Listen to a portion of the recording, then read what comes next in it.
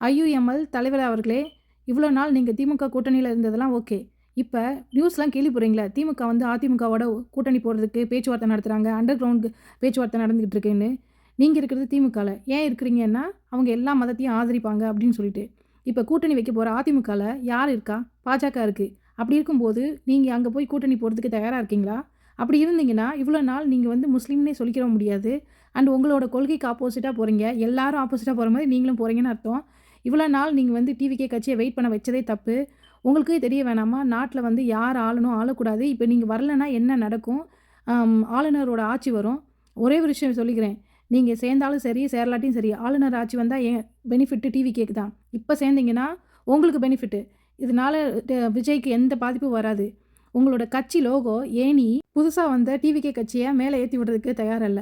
Logo மட்டும் ஏணின்னு வச்சுக்கிறீங்க. யாரையும் மேல ஏத்தக்கூடாதுன்ற ஒரு எண்ணமா இருக்கீங்களா? தயவுசெய்து உங்களுக்குண்டான தனி குணத்தோட இருங்க. உங்க பார்ட்டிக்குன்னு ஒரு கொள்கையோட, தனித்தன்மையோட இருங்க. உங்க பார்ட்டிக்கு தலைவர் நீங்க தான். திமுக கிடையாது. தேங்க்ஸ் ஃபார் வாட்சிங்.